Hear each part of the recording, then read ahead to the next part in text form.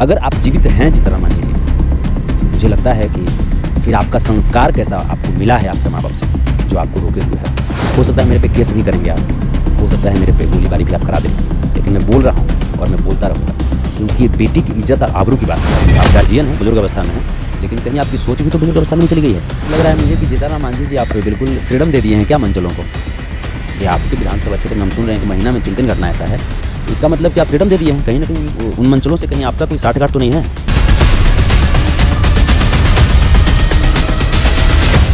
अभी हमारे साथ है संतोष रोने यादव जी, जो कि पटना से करीब यहाँ से इमामगंज से करीब 200 किलोमीटर दूर से आए हैं। इनसे जाने क्या वजह हुई सर कि आपको इतना दूर आना पड़ा? वजह शौक तो हुआ नहीं है, जो इतना भीड़ लगा हुआ है, आखिर इतना गमगीन माहौल है। पता नहीं ये दूरी हमको तो ज़्यादा प्रॉब्लम नहीं किया यहाँ तक पहुँचाने में, जितना कष्ट हमने खुद के अंदर महसूस किया इस घटना के बाद।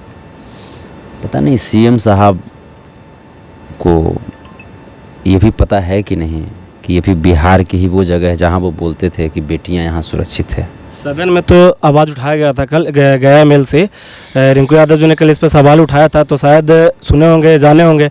और आपको ये कब पता चला था? हमको ये पता चला आज के 3 दिन पहले अखिलेश यादव जी से मेरी बातचीत हुई। एक अमन यादव जी हैं औरंगाबाद के, उन्होंने इनसे कॉन्फ्रेंस पे बात कराया मुझे। ताज्जुब तब होता है जब आप जैसे पत्रकार यहाँ ग्राउंड जीरो लेवल पे आकर के रिपोर्टिंग करते हैं और उस न्यूज़ को देते हैं, लेकिन जो बहुत सारे पत्रकार जो खुद को मीडिया कहते हैं, मैं आप लोग पे मैं क्या कहूँ, तरस आता है मुझे कि आप लोग कठपुतली की तरह बिक चुके हैं। ये घटना जहाँ एक 13 साल की बेटी को घर से निकाल करके रात्रि में सामूहिक बलात्कार किया जाता है और उसके बाद उतना से भी मन नहीं भरा तो उन दरिंदों ने उस बच्ची को पत्थर से कुचल करके जान मार दिया।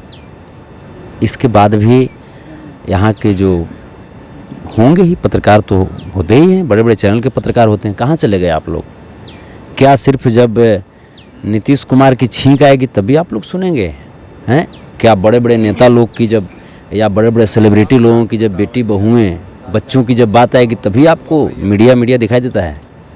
हैं? गरीब लोगों का जब किसी तरह का जब संकट का घड़ी आता है तो आपको तो मज़ा नहीं आता है ना, आपको मज़ा नहीं आता है, क्योंकि वो बेटी नीलम यादव एक गरीब की बेटी थी।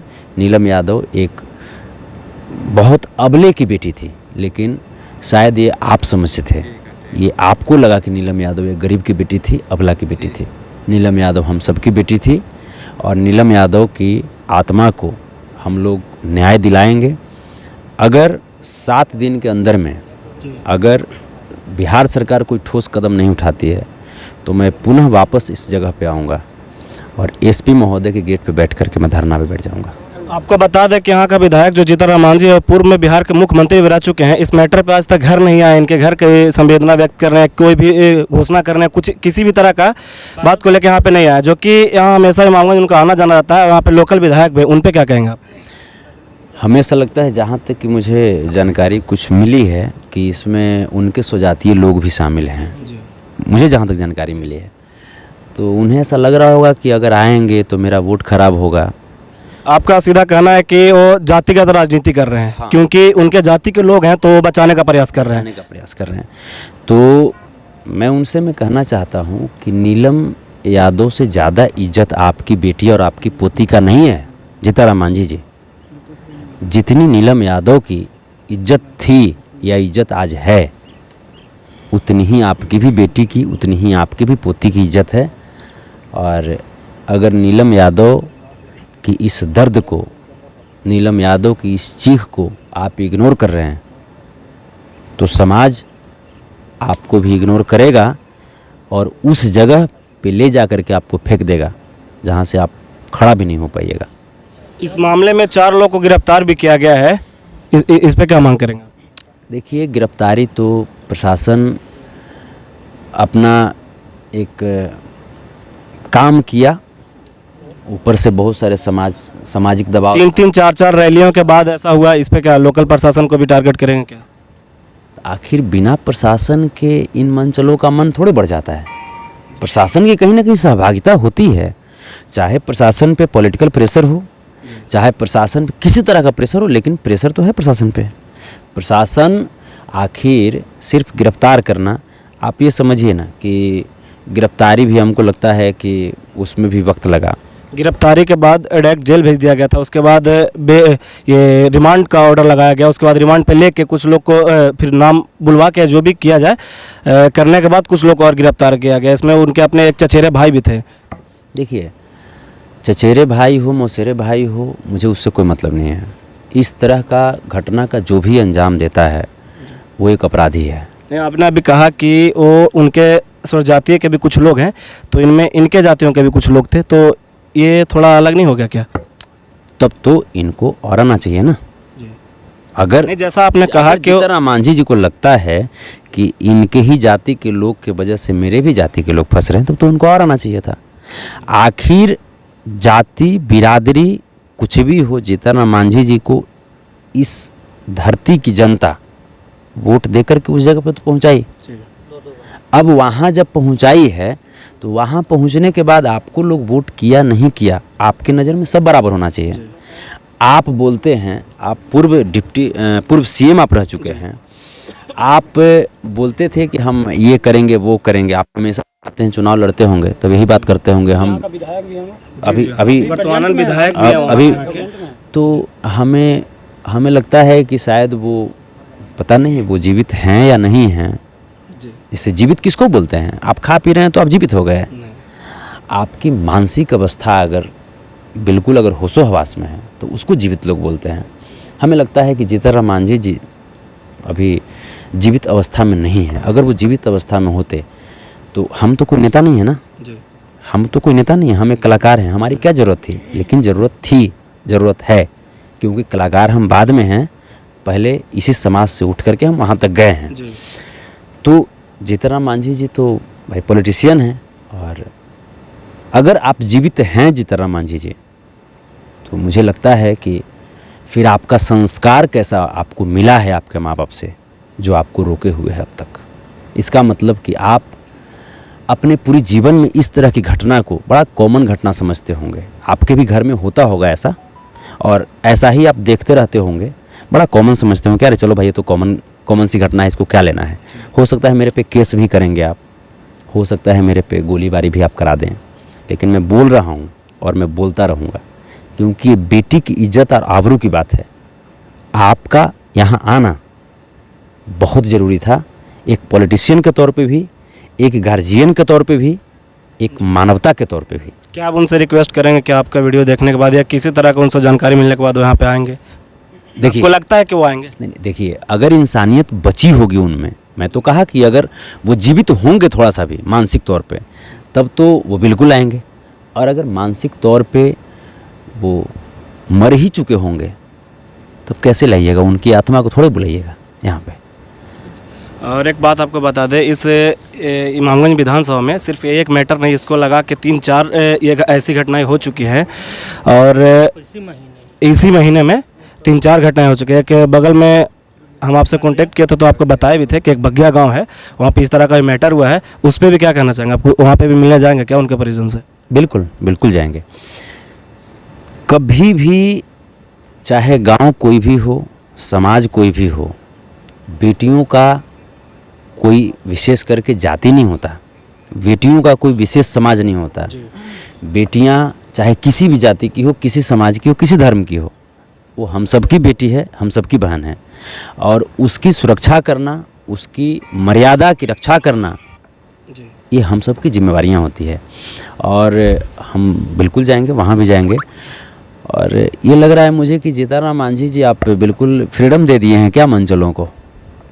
ये आपके विधानसभा क्षेत्र में हम सुन रहे हैं कि महीना में 3-3 घटना ऐसा है, तो इसका मतलब कि आप फ्रीडम दे दिए हैं। कहीं ना कहीं उन मंचलों से कहीं आपका कोई साठगांठ तो नहीं है? जीतनराम मांझी जी आप गार्जियन हैं, बुजुर्ग अवस्था में हैं, लेकिन कहीं आपकी सोच भी तो बुजुर्ग अवस्था में नहीं चली गई है? तो मैं आपसे कहना चाहता हूं कि आप अपने विधानसभा पे ध्यान दीजिए। और बड़ा दुख हुआ कि ऐसे आदमी को फिर कैसे मुख्यमंत्री बना दिया गया था। एक उनका बेटा भी तो है संतोष और उनके एक बेटे हैं संतोष कुमार सुमन, बिहार के मंत्री भी हैं वो। माइनर इरिगेशन मिनिस्टर हैं। जी, अच्छा, मान लीजिए उनका लघु शिक्षा मंत्रालय के मंत्री भी हैं, जो कि वो संतोष जी जो आते हैं वो भी यहाँ पे आते हैं, जो उनके बेटे मंत्री हैं वो भी क्षेत्रों को भ्रमण करते हैं, लेकिन वो कभी इस मैटर पे या फिर इस तरह का मैटर पे कभी ध्यान नहीं देते हैं। बस वो आते हैं, अपना रैली वैली या जो भी हो, अपना एक सम्मेलन हुआ, प्रोग्राम हुआ, ख़त्म। क्या नहीं लगता है राजनीति करने आते हैं सिर्फ? मुझे विश्वास नहीं हो रहा है कि इतनी बड़ी घटना जो आप बोल रहे हैं कि महीना में 3 घटना ऐसा हुआ, और इसको यहाँ के विधायक, यहाँ के स्थानीय निवासी बनकर के जो आज मान लीजिए कि कौन है राज्य मंत्री बने हैं, वो इग्नोर कर रहे हैं। विश्वास नहीं हो रहा है। और मैं क्या बोलूँ, आप अपना काम नहीं कर रहे हैं, हम लोग तो अपना काम करेंगे और देखते हैं आप कितना अपने इन मंचलों को बचाते हैं और कितना आप देर करते हैं सज़ा दिलवाने में। हम लोग लगे रहेंगे। आपने अभी कहा था कि 7 दिन तक कार्रवाई नहीं हुई तो एक बड़ा आंदोलन करेंगे। बिल्कुल बिल्कुल। मैं यहाँ पे एसपी आवास, एसपी ऑफिस का मैं घेराव करूँगा।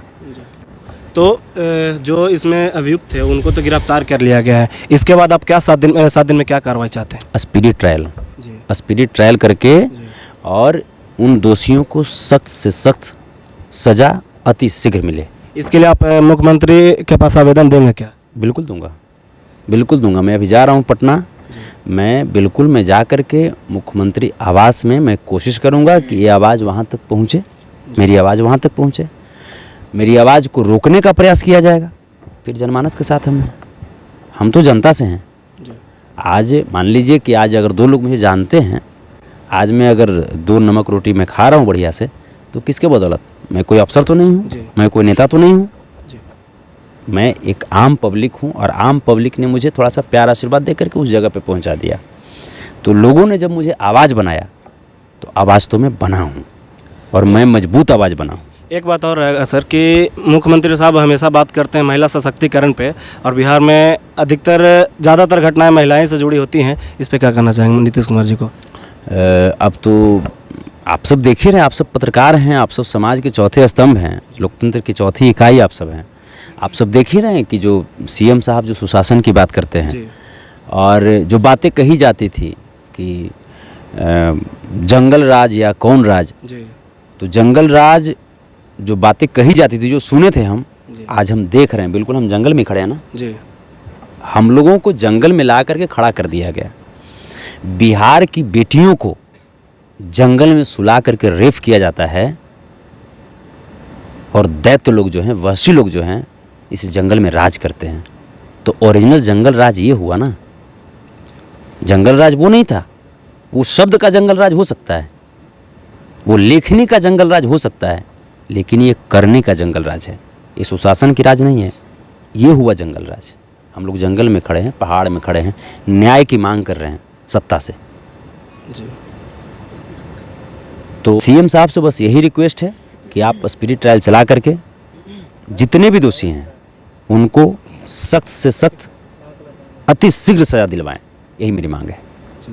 अभी हमारे साथ थे भोजपुरी गायक संतोष रेणु यादव जी। इन्होंने अपना बात रखा और सरकार से मांग रखा कि वो जो दोषी हैं उन पर स्पीडी ट्रायल करके उनको सज़ा दिलवाया जाए। अगर वो 7 दिन के अंदर ये कार्रवाई नहीं होती है तो ये 7 दिन बाद एसपी आवास के बाहर धरना देंगे